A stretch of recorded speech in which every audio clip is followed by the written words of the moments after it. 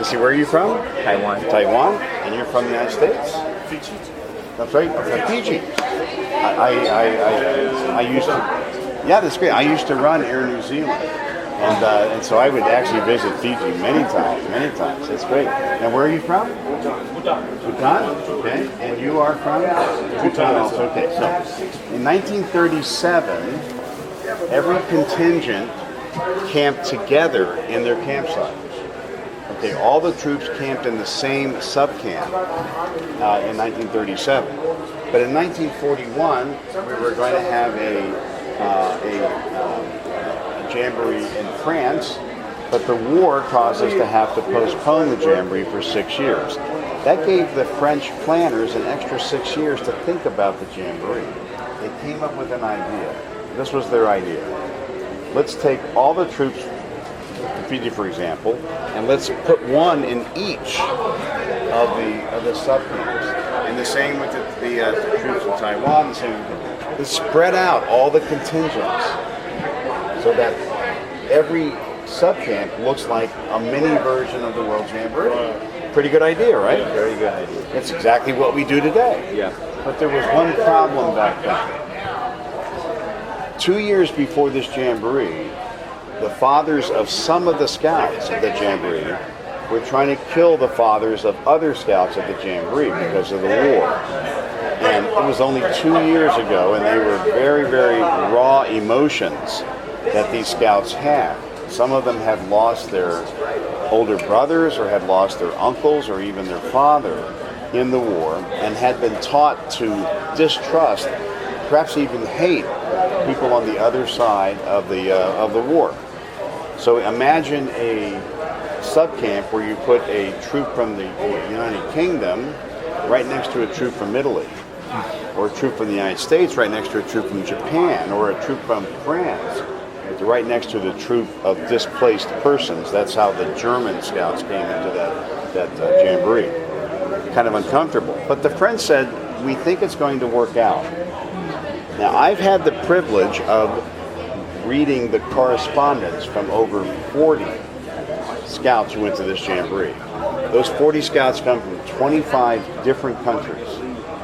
Right? Now, correspondence in 1947 is different than letters home today.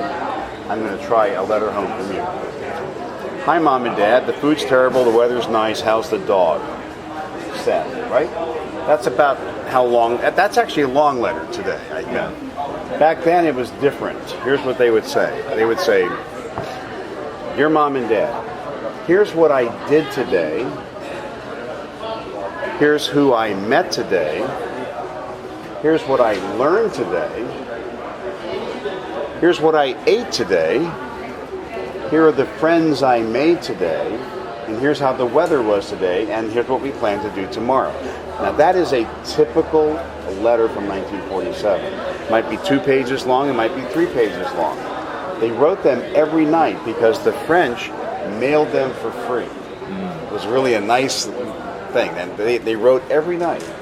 When you take the letters from one scout and you lay them out sequentially as they were sent, and you read them, you see how that scout's thinking about the Jamboree changes over the time of the Jamboree, right?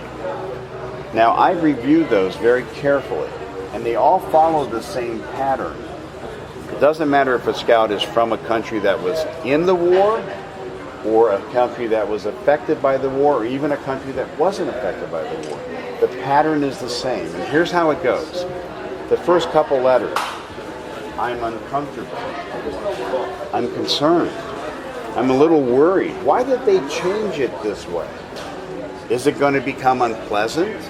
In some cases, I'm a little scared. And then as you go into the letters, you find things like this. You find a scout from the UK saying, tonight I had to wash the dishes for the entire subcamp, because back then they would cook as subcamps. And a scout from Italy helped me. And, well, I guess he can wash dishes okay. Or you have a scout from France who said, I went fishing today with 5 other guys. And the scout from Japan caught all the fish. So we went to him and said, can you show us your secret? And he showed us how to change how we bait the hook so we're more successful. And as you read into these letters, the tone gets warmer and warmer and warmer and warmer until it's very clear that all of these scouts have become good friends. In 1947, the opening ceremony of this Jamboree, and the scouts from the time when they actually came in very proud and loud with their flags are flying, and everybody, just like we did here at the opening ceremony a few days ago, right? At the closing ceremony, the scouts came in as subcamps with no flags. Now, I followed the lives of 5 attendees, 5 scouts who attended this Jamboree. My mentor before me started these interviews in 1965, and when he passed away in 1992, I continued the interviews. Every 5 years, we would talk to these 5 attendees. They're from 5 different countries. And we would ask them the following question. What about your experience at the 1947 Jamboree still applies to how you are conducting your life? What still affects you? Okay? And I thought over time, as a scout would go to university, get married, start their career, rise up in their career, retire and go into old age, I would think that in that curve, that the view of that would shift. It didn't. Here is how I condensed down the message back to us from these 5 scouts.